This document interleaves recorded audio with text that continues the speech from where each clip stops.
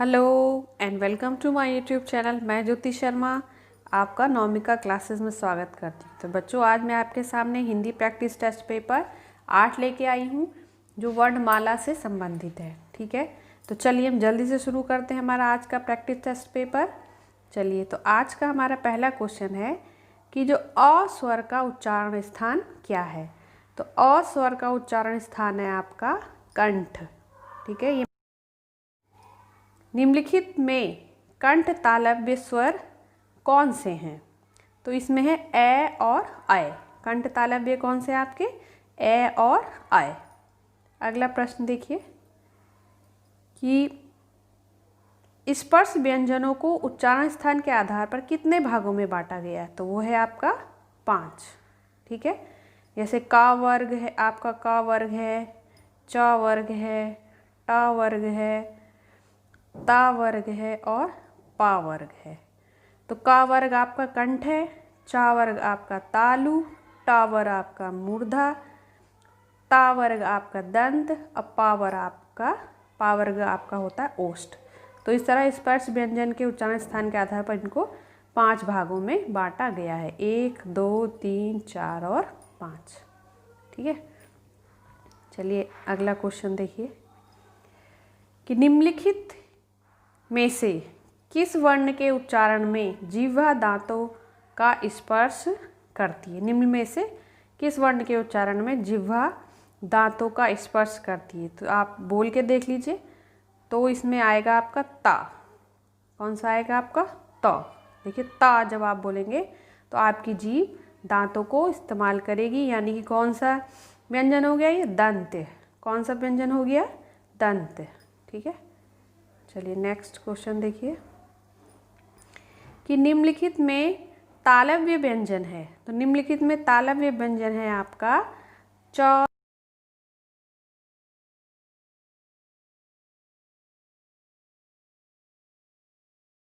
देखिए अनुनासिक ध्वनियों का सही क्रम है। तो अनुनासिक ध्वनियों का सही क्रम क्या है? क ख ग घ, अंगा, चा चा चा, इया, टा टा डा, ता था दा ना, पा पा बा बा म। तो ये है आपका आंसर, ये पहला वाला। ठीक है, तो ये सही है, ये सही आंसर है। ठीक है, तो बाकी देखिए ये सब रॉन्ग है। ये देखिए का खा का अंगा आएगा, फिर चाचा चाचा इया, टाटा टाटा अणा, ताता दादा ना, पापा बाबा माँ। तो आपका ये सही आंसर है इसका।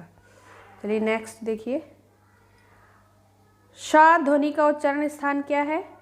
तो शा ध्वनि का उच्चारण स्थान है आपका तालु। क्या है इसका? तालु। इसलिए इसको हम क्या कहते हैं? तालव्य शा भी बोलते हैं। क्या बोलते हैं हम इसको? तालव्य शा। ठीक है, इसे याद रखिएगा। अगला देखिए, घा का उच्चारण स्थान कौन सा है? अब घा का उच्चारण स्थान है आपका कंठ। क्या है घा का उच्चारण स्थान? कंठ। क ख ग घ अंगा सारे क्या है? ये कंठ है। तो ये होगा आपका ये कंठ। अगला प्रश्न कि निम्न में से कौन सा घोष वर्ण है? तो मैंने आपको बताया था कि प्रत्येक वर्ग का पहला और दूसरा वर्ण जो होता है वो घोष होता है। जैसे आपका क वर्ग हो गया, का वर्ग में आपका आएगा क ख, उसके बाद आता है आपका च वर्ग, च छ, उसके बाद आता है आपका टा वर्ग, ट ठ, उसके बाद आता है आपका ता वर्ग, त थ, उसके बाद आता है आपका पा वर्ग, प और फ। तो ये पहला और दूसरा वर्ण आपका हो गया। तो ये क्या है? आपके घोष वर्ण है। ठीक है, तो इसमें से सही आंसर क्या होगा आपका? ख।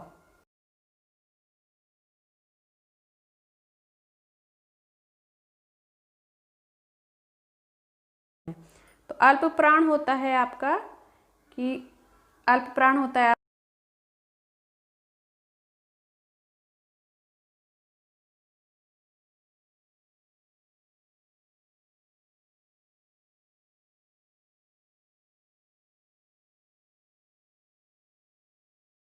तो आपके इसमें से इसका सही आंसर क्या होगा? क और ग। ठीक है, ये आपका सही आंसर है। अब अगला देखिए कि निम्न में से कंठे ध्वनि कौन सी है? तो कंठे ध्वनि आपकी क और ख। अगला छ ध्वनि किसके अंतर्गत आती है? स्वर, मूल स्वर, घोष वर्ण, संयुक्त वर्ण, तालव्य। तो ये आपका संयुक्त वर्ण है। ठीक है, ये क प्लस श, मूर्धन्य श से मिलकर बना है। ठीक है, चलिए नेक्स्ट देखिए, इनमें से संयुक्त व्यंजन कौन सा है? तो ये ज्ञ है आपका संयुक्त व्यंजन। ज्ञ जो है आपका वो ज और इया से मिलकर बना है, आधा ज और इया से मिलकर बना है। उसी तरह अगला देखिए, छा वर्ण किसके योग से बना है? ये आगे जो अभी बताया था मैंने आपको, इसका सही आंसर क्या है? ये आधा क और मूर्धन्य श, ये श इससे बना हुआ है। ठीक है, आधा क और मूर्धन्य श से। ये बहुत बार पूछे जाते हैं क्वेश्चन, ध्यान में रखिएगा। अगला देखिए, निम्न में से कौन सा पश्च स्वर है? Very important question. बड़ा आ, बड़ा आ आपका क्या है? पश्च स्वर है। अगला देखिए कि छ ध्वनि का उच्चारण स्थान क्या है? वो है आपका तालव्य। छ ध्वनि का उच्चारण स्थान क्या है आपका? तालव्य। ठीक है, नेक्स्ट देखिए, नेक्स्ट क्वेश्चन, निम्नलिखित में से कौन सा एक संयुक्त व्यंजन नहीं है? देखिए, ये क्ष, त्र, ज्ञ सब संयुक्त व्यंजन है, केवल ये जो शा है आपका ये संयुक्त व्यंजन नहीं है। ठीक है, चलिए ये आपको पता ही है, अक्षा अभी बताया गया, क आधा क और शा से, त्र आपका आधा त और र से मिलकर बना है। फिर देखिए, अनुनासिक का संबंध होता है,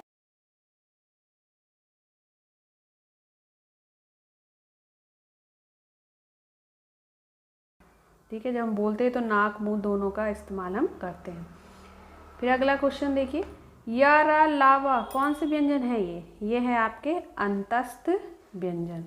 ठीक है, नेक्स्ट देखिए, निम्नलिखित में से कौन सा वर्ण उच्चारण की दृष्टि से दंत नहीं है? देखिए आपका, देखिए त, थ, द, ध, न, त, थ, द, ध, ये सब क्या है आपके? दंत के अंतर्गत, त वर्ग में दंत के अंतर्गत आते हैं, ता, था, द, ध, न। ठीक है, तो इसमें आपको कौन सा बचा?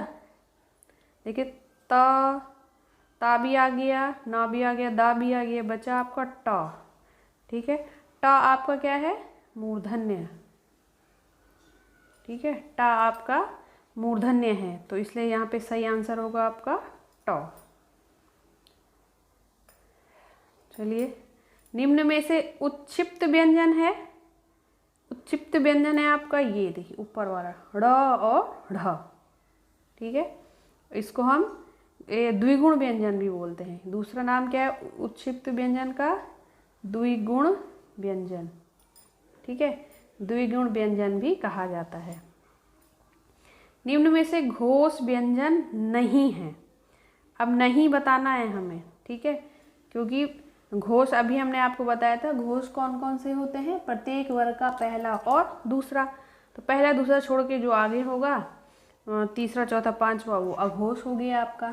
ठीक है, 3 4 5 तो ढूंढ लेते हैं। का खा देखिए पहला, ये भी नहीं होगा, चाछा भी पहला है, टाठा भी पहला है, तो आपका आया ध न। देखिए त,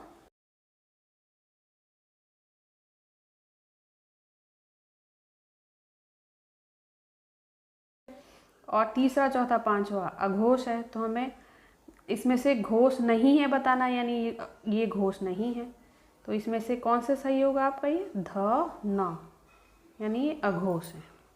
ठीक है, चलिए अगला, डॉक्टर भोलानाथ तिवारी ने कौन से वर्ण को स्वरों में स्थान नहीं दिया? बहुत इंपॉर्टेंट क्वेश्चन है, री से ऋषि को।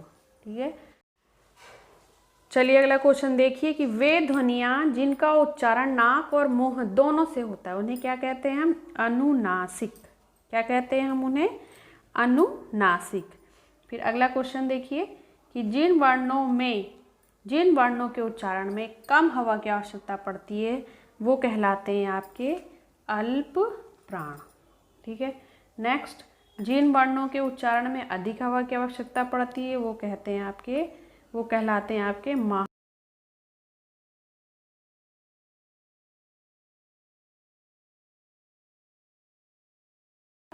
वो है आपका छ और झ, छ और झ, क्योंकि महाप्राण व्यंजन कौन से होते हैं आपने अभी देख लिया, जिनके उच्चारण में अधिक हवा की आवश्यकता पड़ती है और वो प्रत्येक वर्ग का दूसरा और चौथा वर्ण होता है। ठीक है, तो छ और झ आपका च वर्ग का दूसरा और चौथा वर्ण है। ठीक है, तो इस तरह से आप समझ जाइएगा कि महाप्राण वर्ण कौन से होते हैं। ठीक है, तो इसका सही आंसर है आपका छ और झ। ठीक है, दूसरा और चौथा। अगला देखिए, एक ही व्यंजन का दो बार मिलना क्या कहलाता है? तो वो होता है आपका द्वित्व। क्या कहलाता है? द्वित्व। जैसे देखिए सच्चा, देखिए एक ही व्यंजन दो बार मिल रहे हैं, च और चा जुड़ गए। और जैसे आप बच्चा कह लीजिए या पत्ता कह लीजिए, ठीक है, त और ता मिल गए, तो एक ही व्यंजन क्या हो गए, ये जुड़ गए हैं। तो ऐसे व्यंजन को हम क्या कहते हैं? द्वित्व व्यंजन बोलते हैं। तो इसका सही आंसर होगा द्वित्व। अगला, निम्न में लुंठित व्यंजन है। लुंठित है आपका र। इसका एक और नाम है जिसे हम प्रकंपित भी बोलते हैं, प्रकंपित व्यंजन भी कहा जाता है इसे। ठीक है, एक नाम और है इसका। अगला, ओ और औ स्वर है, वृत्तमुखी, उदासीन, अवृत्तमुखी या अर्धवृत्त। ये वृत्तमुखी है क्योंकि ओ औ के उच्चारण में मुंह जो है हमारा गोलाकार हो जाता है, ऐसे गोलाकार होंठ हो जाते हैं, तो ये होगा आपका वृत्तमुखी। ओ औ क्या है आपका? वृत्तमुखी। इस टेस्ट पेपर में इतना ही। और अगर आपको टेस्ट पेपर अच्छा लगा है या आपके परीक्षाओं में बहुत काम आने वाला है तो आप मेरे चैनल को सब्सक्राइब करें, लाइक करें, शेयर करें और कमेंट ज़रूर करें। और कमेंट करके मुझे बताएं कि आपने इसमें से कितने क्वेश्चन सही किए हैं। तो थैंक यू बच्चों, गुड बाय।